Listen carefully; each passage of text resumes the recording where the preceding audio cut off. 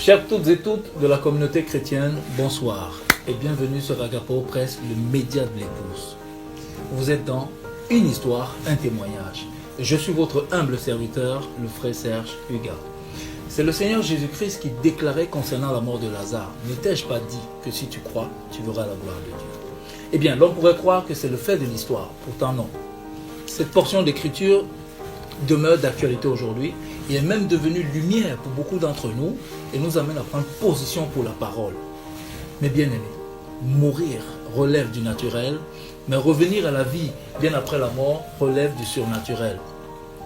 Et c'est l'un des faits marquants de l'année 2018, l'histoire de notre sœur qui a fait une très bonne expérience de l'au-delà. Elle se prénomme la sœur Sarah. Son histoire, écoutez-la.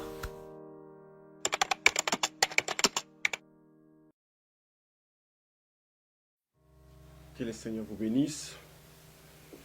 Je suis le frère Alec Inkela. Je suis pasteur à Gospel Tabernacle, Orléans. C'est une église qui a été fondée par le pasteur Arthur Mosaka. Nous sommes ici à Paris. Nous voulons juste vous donner un témoignage qui, par la grâce de Dieu, nous espérons que ça va édifier quelqu'un. C'était le 2 novembre, non, disons la nuit du 1er au 2 novembre de l'année 2018. Alors quelque chose est arrivé ici dans notre maison et tout allait bien et subitement la nuit, donc mon épouse Sarah commençait à se plaindre du mal de tête et qu'elle avait très mal, qu'il fallait prier pour elle. Nous avions prié, mais bon, après j'ai remarqué qu'elle commençait à perdre ou la sensibilité, en fait son bras gauche plutôt, qui commençait à devenir un peu raide et tout. Et du coup, elle avait presque perdu connaissance. J'avais appelé les pompiers, ils sont arrivés et puis on l'amènera à l'hôpital.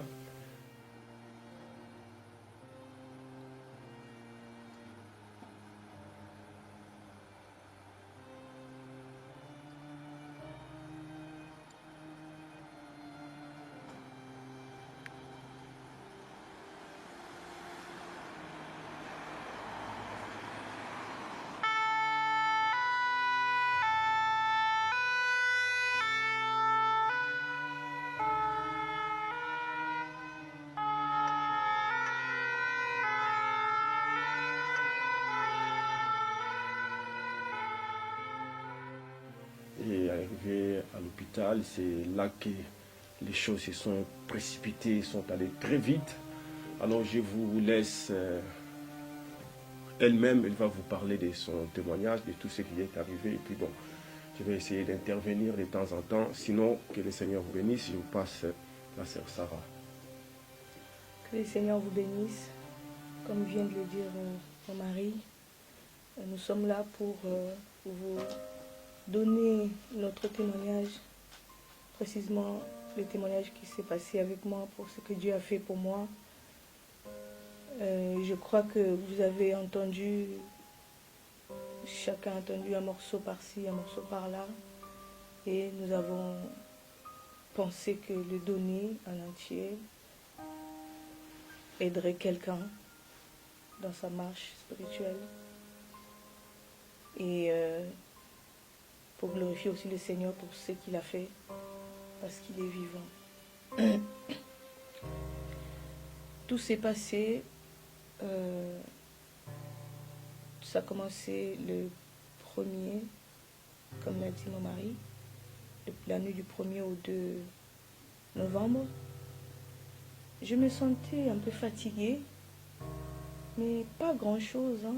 Enfin, fatiguée peut-être parce que j'avais beaucoup bougé, je bouge beaucoup, je travaille beaucoup, mais je n'étais pas malade, je ne souffrais pas vraiment. J'étais bien parce que toute la journée, j'ai eu à aller à gauche, à droite. Mais c'est la nuit que tout s'est passé, quelque chose. J'ai commencé à sentir des douleurs dans la tête et une douleur qui ne s'arrêtait plus, qui continuait, qui continuait en croissant. Et c'est arrivé au point où je n'arrivais plus à me contrôler. J'ai senti que je perdais la force et tout ça. Et c'est allé très très vite au point que mon mari a appelé des ambulances qui sont arrivées. Donc, tout ça, les pompiers, tout ça, je ne sais pas vraiment. Donc, je raconte maintenant ce qu'il m'a raconté, tout ce qui s'est passé après, parce que j'avais perdu connaissance. Et on m'amènera à l'hôpital. Arrivé là-bas, avant d'aller à l'hôpital, déjà, comme j'avais des flashs, j'ai entendu le pompier dire, appeler leur centrale pour donner des rapports en disant que madame est en train de faire une crise d'AVC et il n'y a pas que ça. Elle a une rupture d'artère. Mais il fallait faire des examens à fond. Mais ce qui était sûr, c'est que j'étais en train de faire une crise d'AVC. C'est là qui a provoqué la coupure d'artère de la tête. Ça reste à chercher parce que même les médecins n'ont pas compris. Et on arriva à l'hôpital. Tout s'est passé très très vite. J'ai été déclarée morte, finie. Les médecins ont dit que c'était fini, que c'était trop tard. Ma tête était pleine de sang, qu'il n'y avait plus moyen de faire autrement, que c'était fini. Ils ont remis mes affaires à mon mari et on m'amena encore dans un autre hôpital pour voir encore ce qu'ils pouvaient faire. Une fois là-bas, les médecins ont dit la même chose. Ils ont essayé de faire ce qu'ils pouvaient, mais c'était trop tard. Ils ont dit que c'était trop tard, c'était trop grave, ce n'était plus possible de faire quoi que ce soit. J'avais un hématome dans la tête, j'avais ma tête pleine de sang dans le cerveau. Tout le monde sait, les médecins savent. Juste un peu de sang dans le cerveau, les dégâts que ça peut causer. Mais ma tête était pleine de sang. Le cerveau baigné dans le sang, selon les termes des médecins. Et tout ça, moi, j'étais plus là. Je ne savais rien. J'étais dans les comas, j'étais partie. Je ne savais plus rien. C'était mon mari et tous les restes qui géraient. Et moi, derrière, ils sont rentrés dans la prière. Il a appelé le pasteur Arthur pour qu'il puisse se mettre dans la prière. Ils ont continué dans la prière. C'est là que va commencer la deuxième partie. Ça m'est un peu difficile de raconter parce que c'est une expérience qui me coûte beaucoup. Mais je vais faire un effort pour le raconter.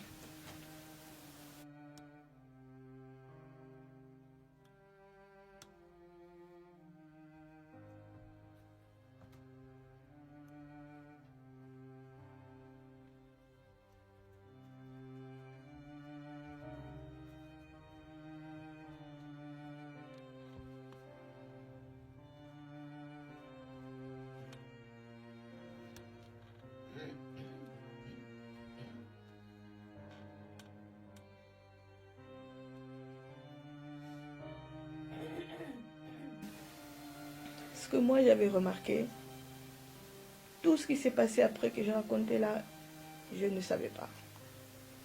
Mais ce que moi j'ai vu, c'était que je me suis retrouvée, j'ai vu que j'ai quitté mon corps, je suis sortie de mon corps et j'ai vu que j'étais couchée sur une civière. Et en sortant de mon corps, comme j'étais allongée, je suis sortie de ce côté-ci. Et comme si j'avais roulé et je suis sortie. Mais je ne suis pas tombée, je suis restée suspendue. Et je me suis dit, mais qu'est-ce qui se passe? Quand j'ai tourné pour voir, je me suis vue allongée sur la civière. Et j'ai commencé à me poser des questions. Seigneur, qu'est-ce qui se passe? Ça c'est quoi? Est-ce que ça y est, c'est fini? Et je me suis relevée et je ne touchais pas le sol.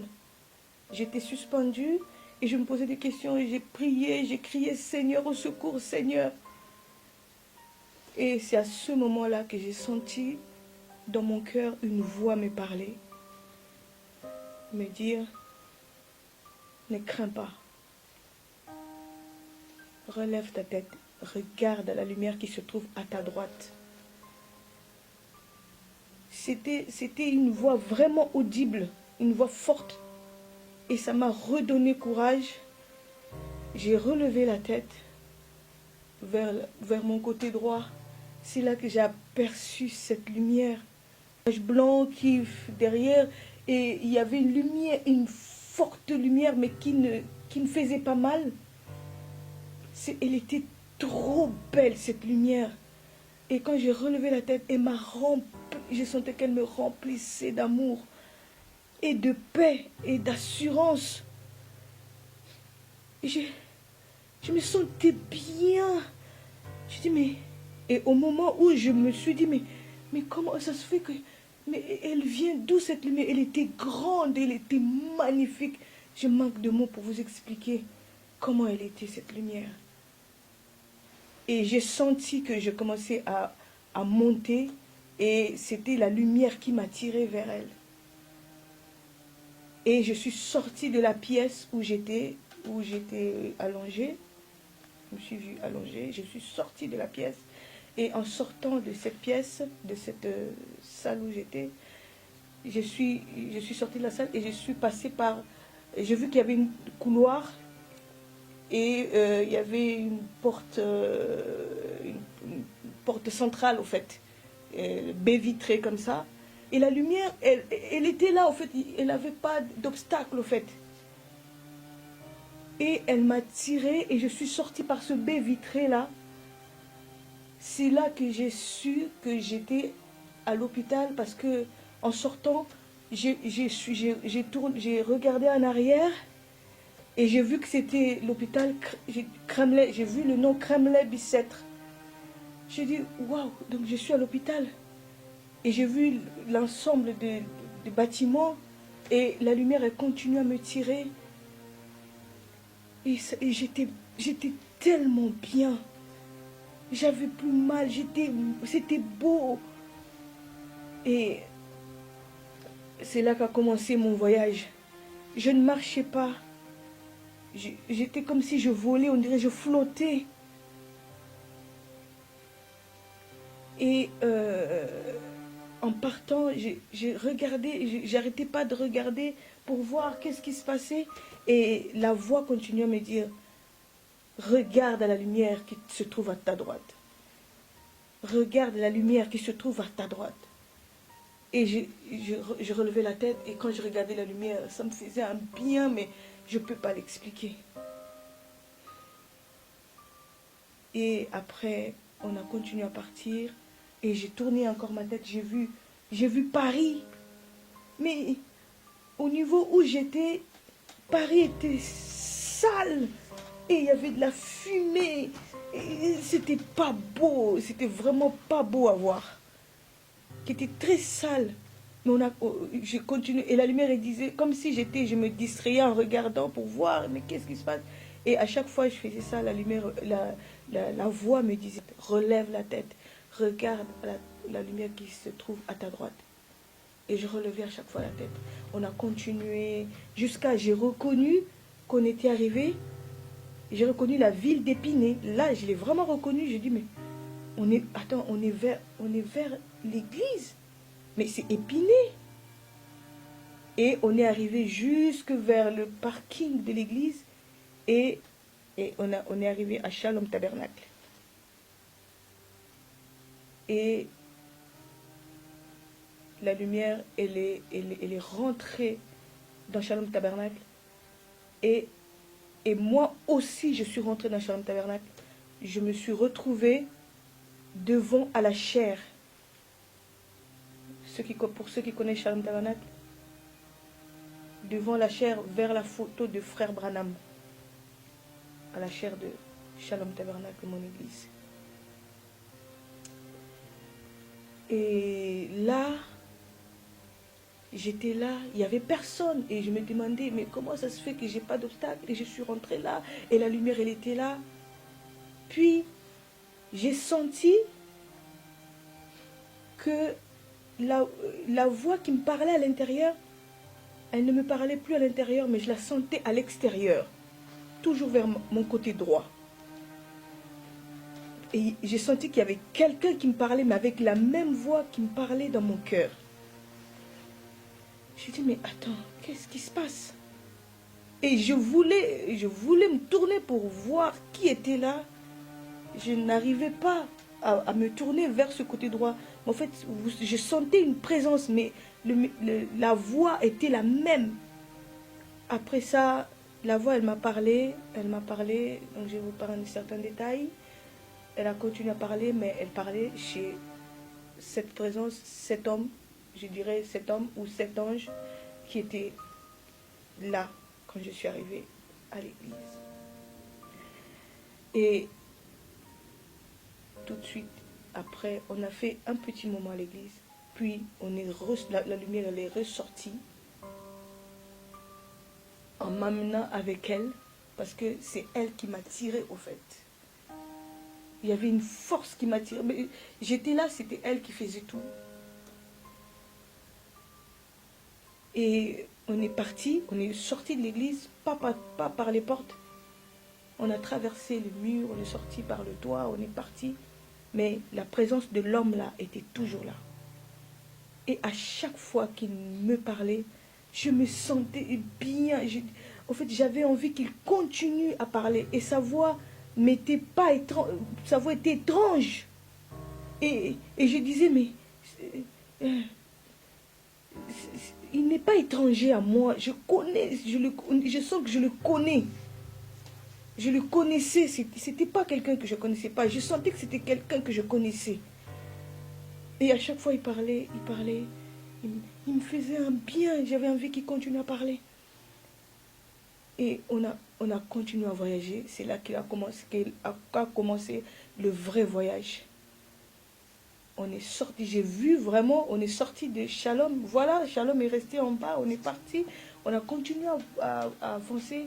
Et cette lumière, elle était toujours là, à ma droite. Elle était toujours là, on a continué et tout. Et j'avais certaines questions que quand je posais, quand je parlais, la voix me répondait, on conversait, mais je n'arrivais pas à tourner pour voir le côté où, pour voir qui était là. Je n'arrivais pas, j'étais comme bloquée de ce côté-là.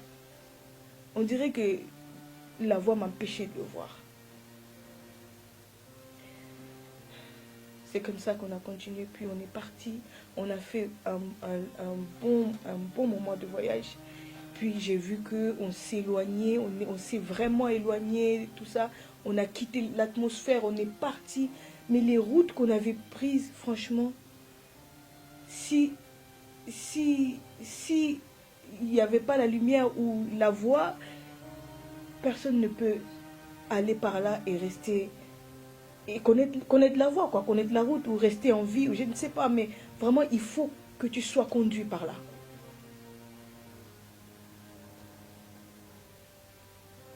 Et j'ai vu qu'on commençait à perdre un peu d'altitude. Et j'ai remarqué qu'il y avait comme un champ. Puis on est passé, on était toujours en train de voler au-dessus. On était très haut, mais on volait au-dessus. Et c'est comme ça qu'on a dépassé le champ que je voyais. Puis j'ai vu qu'on perdait de plus en plus d'altitude. Puis on a atterri, j'ai vu la rivière. On a atterri sur un rivage. Et la voix, le monsieur, enfin je peux l'appeler monsieur ou voix ou ange, je ne sais pas, mais était toujours là avec moi.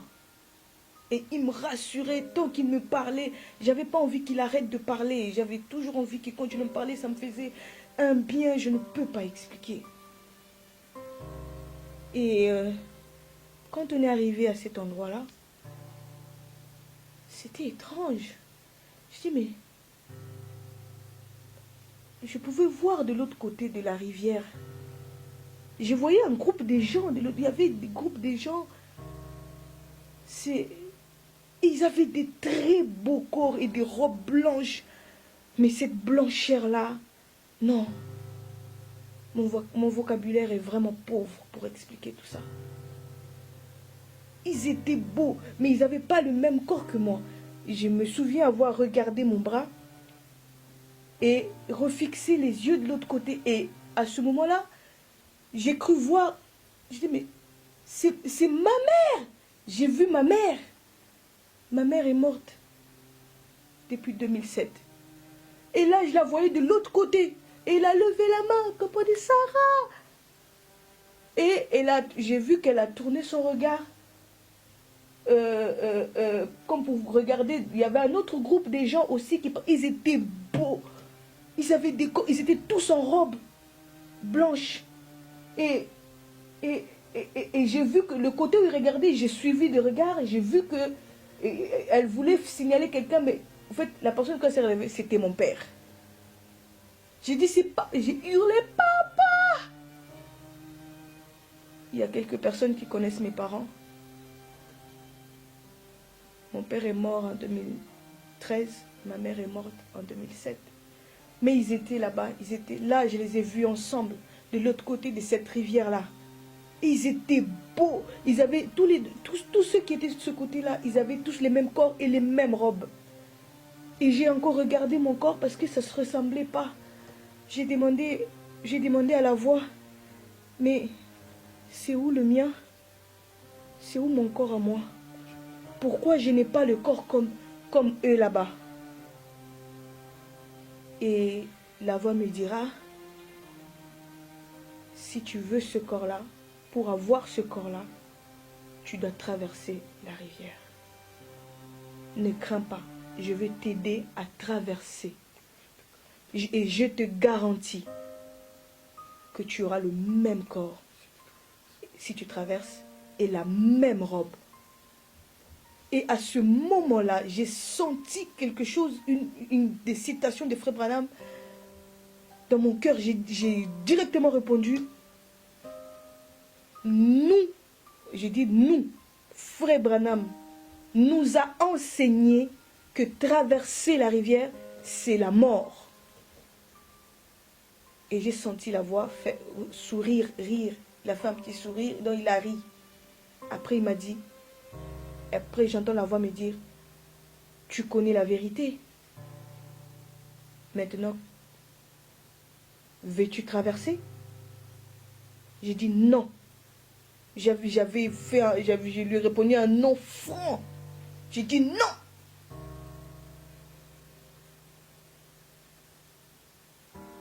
Et il m'a dit, ok, alors retourne d'où tu viens. Et pendant ce temps, on était là sur le rivage, je voyais des gens qui traversaient. Les gens nous passaient là, passaient devant, rentraient sur la rivière, passaient sur la rivière, arrivaient au milieu, leur corps changeait. Et leur corps, avant d'atteindre l'autre rive, leur corps changeait et ils avaient des corps comme de l'autre côté. Et les gens passaient, au dernier moment, il y a eu 2 personnes qui sont passées parce que je les ai suivis de regard jusqu'à ce qu'ils sont rentrés dans l'eau et ils sont arrivés jusque dans la rivière. Et j'ai vu que leur corps s'est transformé et je voulais tellement voir la même chose qu'eux. Mais la condition, c'était qu'il fallait que je traverse. Et moi, j'ai dit non. Et quand la voix m'a dit de retourner d'où je venais, je vous épargne certains détails, comme je l'ai dit tout à l'heure. J'ai senti une force me tirer vers l'arrière, comme pour me ramener. Mais pendant ce temps-là, juste le temps, pour revenir encore un petit peu, avant qu'il me dise que je lui dise non, je lui ai dit non, et il m'a dit, il faut que alors dans ce cas, il faut que tu rentres d'où tu viens. J'ai entendu la voix de mon mari m'appeler et hurler, Sarah, reviens dans ce corps, au nom de Jésus, reviens dans ce corps. Sarah, reviens, je suis là, tu dois revenir, reviens. Et du coup, avec le nom que j'avais dit et tout, et lui m'a dit, retourne d'où tu viens. Et la force s'est mise à me tirer. Mais parce que moi, je ne voulais pas partir tout de suite. Je voulais rester un peu là parce que l'endroit était tellement magnifique et je me sentais bien avec cette lumière. Et lui qui me parlait et j'étais trop bien. J'étais mieux que quand j'étais ici, de l'autre côté, avant le voyage.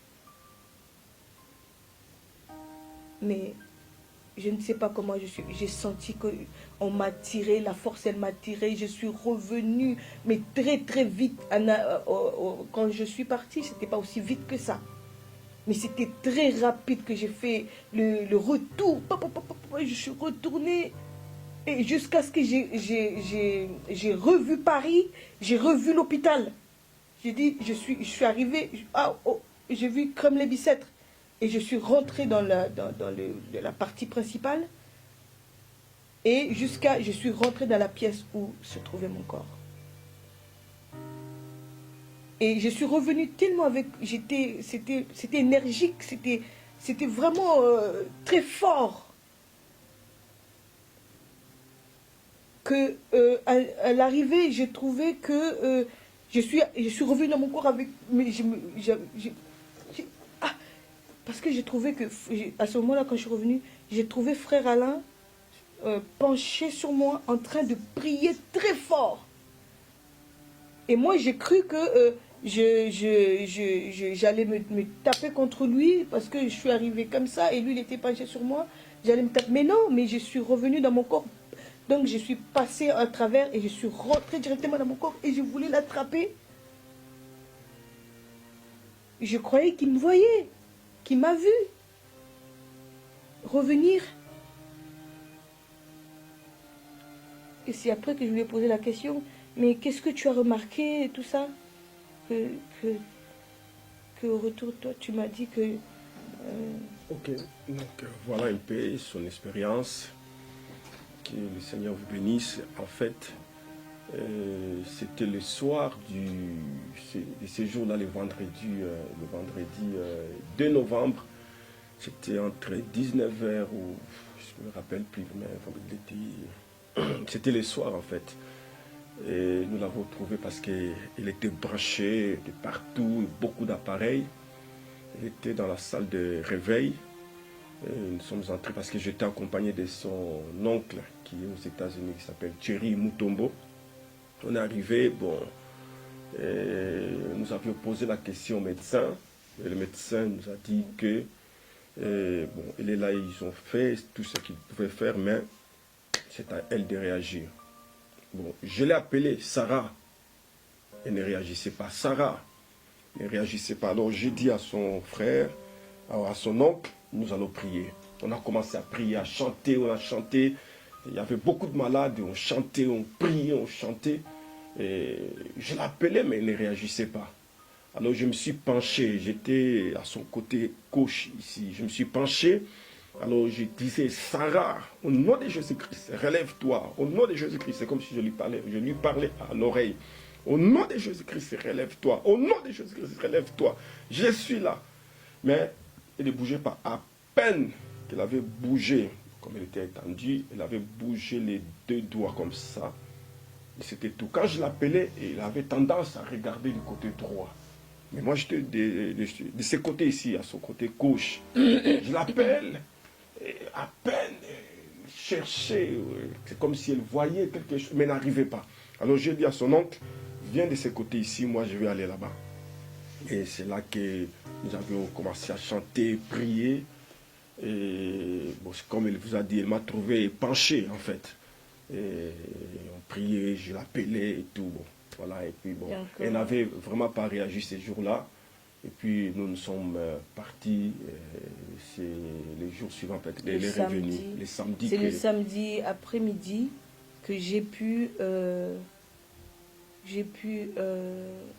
parler ou ouvrir vraiment les yeux ou bouger ou faire un mouvement parce que je me souviens qu'à ce moment-là, on sortait, la première fois quand j'ai parlé, c'était, j'ai vu que quand j'ai ouvert les yeux, vraiment les yeux comme ça, j'ai vu qu'on me tirait, on tirait la civière, qu'on me sortait. Quand j'ai relevé la tête, j'ai vu qu'ils avaient on avait écrit au-dessus bloc opératoire.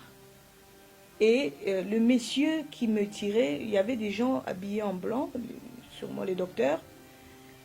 Et j'ai vu qu'ils se sont éloignés, ils sont sortis et ils ont laissé une seule personne essayer de sortir le lit sur lequel j'étais. Et alors j'ai essayé d'appeler le monsieur, de lui parler. Je lui ai dit « Monsieur ?» Et le monsieur a sursauté parce que pour lui, je ne devais pas bouger, je ne devais pas parler, j'étais pas là. Il a sursauté et j'ai vu qu'il s'est déplacé, il a couru, il a appelé les autres et il est revenu. Et je voulais lui parler, lui dire quelque chose. Mais lui, il gesticulait dans tous les sens, il bougeait, il courait. Et j'ai entendu dire, il disait aux autres, Madame parle, Madame est là, Madame parle. J'ai dit, mais qu'est-ce qui se passe? Après, il revient et puis je lui dis, je l'appelle encore, je dis, Messieurs, au fait, je voulais te dire que j'ai faim. Est-ce que tu peux me donner la semoule? Franchement, excusez-moi, mais je lui ai demandé la semoule. Et voilà. Et tous les médecins sont arrivés en courant. Madame, vous parlez, madame, vous êtes là et tout. Donc ils m'ont rebranché les trucs et tout ça. Ils m'ont amené encore dans une autre salle où ils se sont mis à me faire plein d'examens et tout. Et comme j'étais entre deux, donc mais en tout cas parler, revenir, vrai, depuis jeudi que je crois que j'ai fait mon voyage le jeudi, quand j'ai fait la crise et tout le reste. C'est le samedi que j'ai pu parler et le samedi, quand on a permis à mon mari, parce qu'on avait interdit aux gens finalement de rentrer dans la pièce où j'étais, quand on a permis à mon mari de rentrer finalement dans cette salle-là, je lui ai posé la question parce que je voulais voir le pasteur Arthur, je lui ai posé la question, le pasteur est déjà parti. Il m'a dit que le pasteur n'est pas entré, n'est pas venu. Le pasteur n'était pas ici, enfin le pasteur était venu je crois le matin ou le lendemain, mais on n'a pas pu le faire entrer. J'ai dit mais non, parce que moi j'avais vu le pasteur dans la pièce où j'étais, il était là et il faisait les 100 pas, puisque dans cette salle-là j'étais seule, j'étais toute seule, il n'y avait que plein d'appareils, comme vous savez, dans une salle de réanimation, qu'est-ce qu'on peut faire? Et je voyais le pasteur faire les 100 pas et il priait, il disait, pas la sœur Sarah Seigneur, pas la sœur Sarah Seigneur, pas la sœur Sarah Seigneur, pas la sœur Sarah. Et mon mari qui me dit que le pasteur n'était pas là. J'ai dit non, il était là et j'étais avec lui, il était ici, dans cette salle. J'ai dit mais je suis la première personne à rentrer dans cette pièce et on ne permet pas à quelqu'un d'autre de rentrer. Donc en fait c'est ça, c'était le 3, le samedi. Donc je suis arrivé, bon, il commençait à peine à parler. Bon, il me posera la question, est-ce que le pasteur était venu ici?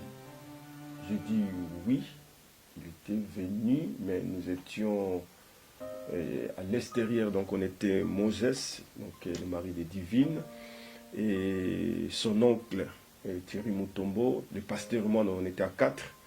En fait, on ne nous a pas permis d'entrer parce que ça c'était le vendredi. On était là le vendredi vers 13h ou quelque chose comme ça, si je ne me trompe pas. Mais on ne nous a pas permis d'entrer parce qu'elle était au scanner ou quelque chose comme ça. Julius m'a dit non, le pasteur était arrivé, mais il n'était pas rentré. Alors il me dira non, il était ici. Parce que moi je l'ai vu ici, il faisait des tours, des 100 pas pour dire que non, pas la sœur Sarah, pas la sœur Sarah, pas la sœur Sarah. Donc, je me rappelle ce jour-là, j'avais reçu un texto de frère Alain Kinkela, le mari de la sœur Sarah. Et quand je me suis réveillé, j'ai trouvé les textos. Et la sœur Sarah avait déjà fait sa crise. Et je suis allé pour prier, mais je me sentais pas conduit à prier comme d'habitude. Je commençais seulement à faire des 100 pas et à crier au Seigneur, pas la sœur Sarah, pas la sœur Sarah, pas la sœur Sarah. Et puis finalement, je suis allé à l'hôpital. Et quand je suis arrivé à l'hôpital, on n'a pas voulu me faire rentrer parce que elle était dans un état... on m'a dit qu'on ne peut pas me faire rentrer. Donc je ne suis pas rentré. Je suis seulement parti. Et pendant tout ce week-end-là, je disais seulement au Seigneur, pas la sœur Sarah, pas la sœur Sarah. C'est tout ce que j'ai dit. Voilà un peu ce qui s'est passé. Donc nous remercions le Seigneur et de ces miracles que Dieu a fait. Ce que je vais seulement dire aux enfants de Dieu est que la mort ne change pas votre nature.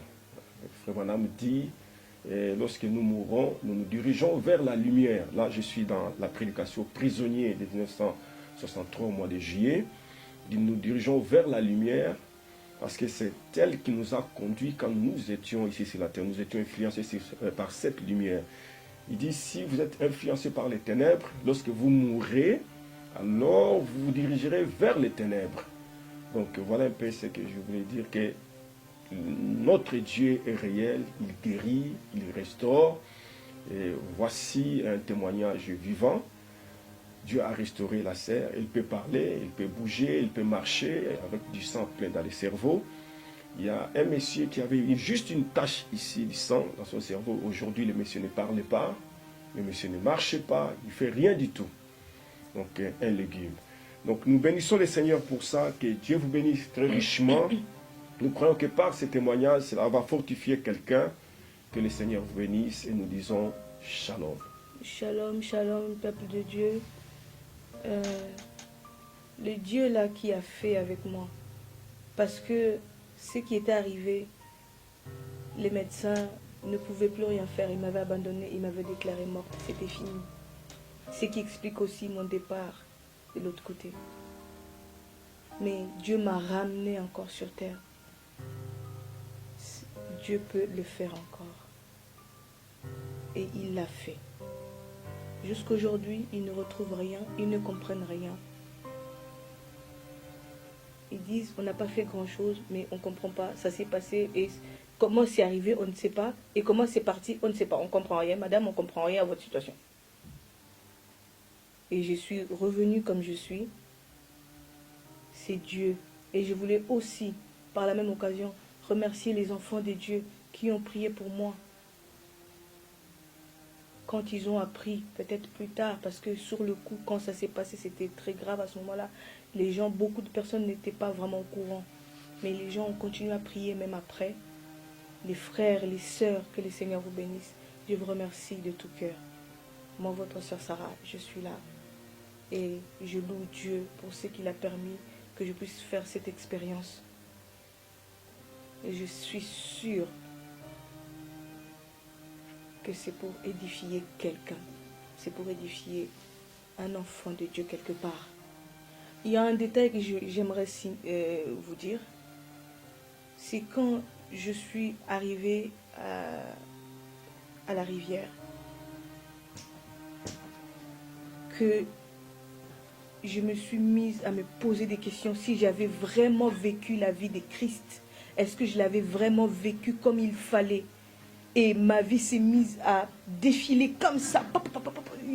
Je voyais tout ce que je voyais là-bas, ici, t'as pas fait et tout ça. Et j'ai senti, j'ai dit, Seigneur, s'il te plaît, ai-je vécu ta vie comme il fallait? Je te prie, Seigneur, rentre-moi là-bas. Si tu me retournes, je vivrai mieux qu'avant. Je te promets, j'ai promis au Seigneur. J'ai dit, Seigneur, si tu me retournes là-bas, je vivrai mieux qu'avant. J'aimerai mes ennemis. Je suivrai ta parole, je ferai un effort, Seigneur. Et j'avais mon cœur qui me faisait mal parce que je voyais que j'étais pas digne et que j'avais des choses que j'étais pas à la hauteur. J'ai dit, Seigneur, je crois que je ne suis pas digne, je ne suis pas arrivée. S'il te plaît, retourne-moi. Je te promets que je vivrai ta vie. Je te promets de te servir encore mieux qu'avant, s'il te plaît.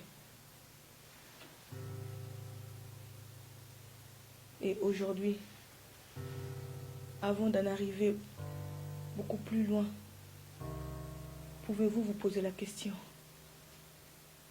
Pouvez-vous vous poser la question, où en êtes-vous avec le Seigneur? Revoyez votre vie avec le Seigneur. Ce n'est pas de la blague. Ce n'est pas de la blague. Parce que moi, quand j'étais enfant, je me posais des questions. Et je suis née dans une famille où mon père, ma mère étaient dans les services du Seigneur. Je n'ai pas connu une autre vie. Je n'ai pas connu une autre vie, sauf celle de servir le Seigneur. Je n'ai pas connu un autre message, sauf le message de Frère Branham. Et je me posais quand j'ai commencé à grandir un peu, j'avais 11, 12, 13, 14 ans, je me posais des questions. Je sais qu'un jour, je me suis arrêtée et je me suis posé une question. Mais au fait, si une fois cette vie terminée, qu'on traversait de l'autre côté, qu'on trouvait que c'était pas vrai, tout ça, on serait perdu. J'ai senti une grosse tristesse, très grande tristesse, parce que je me disais que je n'avais pas l'espoir, je ne savais pas ce qu'il y avait de l'autre côté. Est-ce que, si vous voulez, j'avais un peu remis cette vie-là de chrétienté, ou le message, ou tout ce que je vivais là en question. Et cette question-là m'était revenue quand j'étais là-bas. Et j'ai dit, Seigneur, pardonne-moi. Le frère Branham est un vrai prophète. Tout ce qu'il nous avait raconté, qu'il nous avait prêché, était vrai. C'était aussi réel que je peux vous voir, que je peux vous toucher. Tout ça était réel. La rivière, elle était là, les gens, ils étaient là. Les corps, ils étaient tout ce qu'il nous avait prêché était la vérité.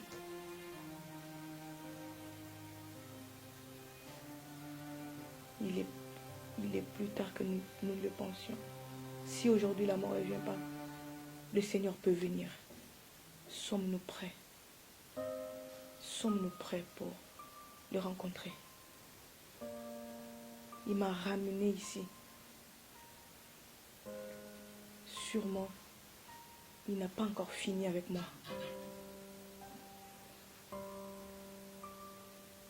Je crois et j'espère que mon petit message, mon expérience que j'ai eue avec le Seigneur va vous apporter un plus. Frères, sœurs, grands comme petits, le message, ce n'est pas de la blague. Le frère Branham, ce n'est pas des discussions. C'est un vrai prophète de Dieu et ce qu'il a dit, c'est la vérité. Et quand j'étais de l'autre côté, quand cette question, mais c'est la question que je me suis dit, mais comment cette question, j'étais petite. Mais là, la question elle m'est revenue en me disant, tu vois, tu n'es pas perdu et tu ne seras pas perdu. Parce que ce qu'on vous a prêché par Frère Branham était la vérité. J'ai crié, Seigneur, pardonne-moi. Frère Branham était un vrai prophète. Ce qu'il avait dit, c'est la vérité. Voilà. Prenons notre vie au sérieux. Prenons le Frère Branham, le message, la parole. Mettons notre vie en ordre. Parce qu'on ne sait jamais. Que le Seigneur vous bénisse. L'Éternel a fait pour moi des merveilles. L'Éternel a fait pour moi des merveilles.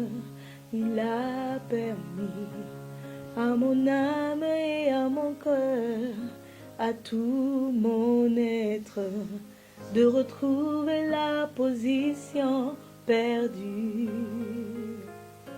Oh, oh, oh. L'Éternel a fait pour moi des merveilles.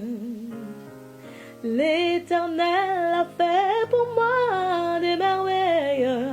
Il a permis à mon âme et à mon cœur, à tout mon être, de retrouver la position perdue. Alléluia,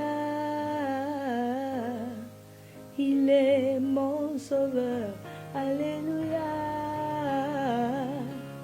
il est mon guérisseur. Alléluia,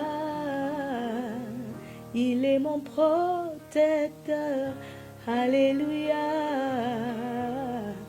surtout il est mon Dieu. Alléluia, il est mon divin roi.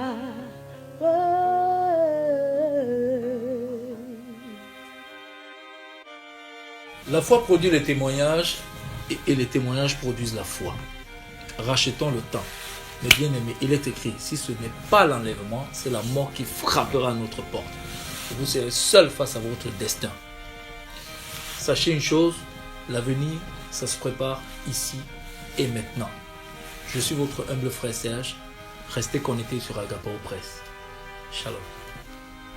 May someday over on the other shore, as one by one we go down through the valley, may we meet over there where they'll never say goodbye no more. Fais qu'un jour, là-bas sur l'autre rive, car un à un nous traversons la vallée, fais que nous nous retrouvions là-bas où on ne se dira plus jamais adieu. Someday we'll come to the river at the closing of time, when the last thoughts of sorrow is gone. There'll be somebody waiting that'll show us the way. Well, I won't have to cross Jordan alone. Un jour, nous arriverons au fleuve, quand le temps touchera sa fin, quand les dernières pensées de tristesse auront disparu. Quelqu'un nous attendra là-bas pour nous indiquer le chemin. Je n'aurai pas à traverser le Jourdain tout seul.